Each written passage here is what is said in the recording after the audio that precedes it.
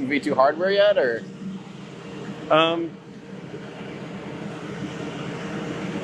Yeah. The stretch version is basically V2. Well, I guess it depends on whether we call it V2 or don't call it V2.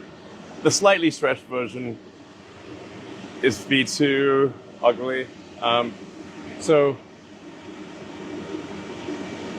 yeah.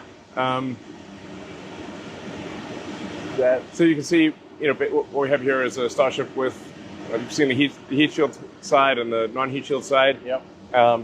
It's got the what we call the PEZ dispenser for tossing out the next generation Starlink satellites, the V3 satellites. So those will be very wide diameter, like sort of, 7-meter diameter satellites. Yeah. So 22 feet or something like that. Right. So are these actually going to be like? Are we hoping to see after? Let's say this test goes well tomorrow. Do you think the next one's actually going to go for orbit and start deploying testing out, trying to deploy Starlink, or are we? Where do you think we're in that whole mix? Like, is that maybe a few more down the road to start actually deploying payloads into orbit? We'll see how this mission goes. I mean, this year is not about delivering satellites for Starship. It's all about ironing out the design question marks. Mm-hmm. So the major things that remain to be solved for Starship, the single biggest one is what does it take to get through the high heating of reentry. Mm-hmm. So you can see the heat shield that we have there.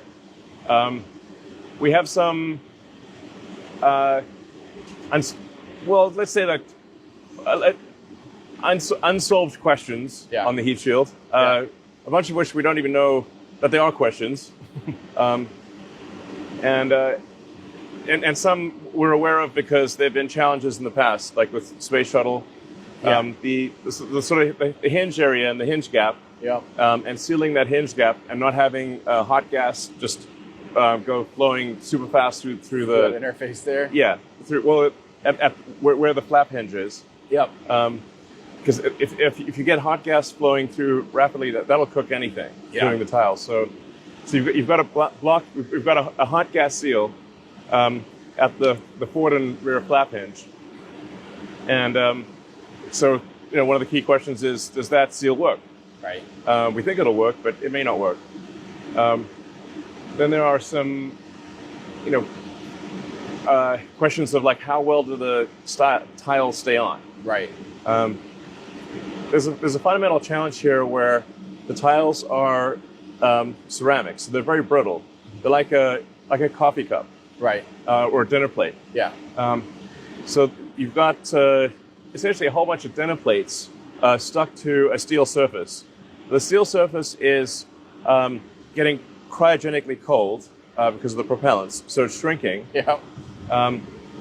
So on ascent, the rocket has shrunk. Yeah.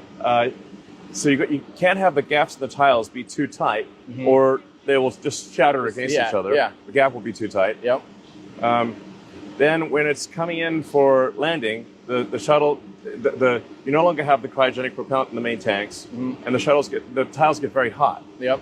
So now they want to expand. Yep. So you've got a contracted inner surface and expanding tiles. Oh, geez, yeah. Right. So and the thing is, like, you can't have a big tile gap because then the plasma will get in there and melt the primary structure behind.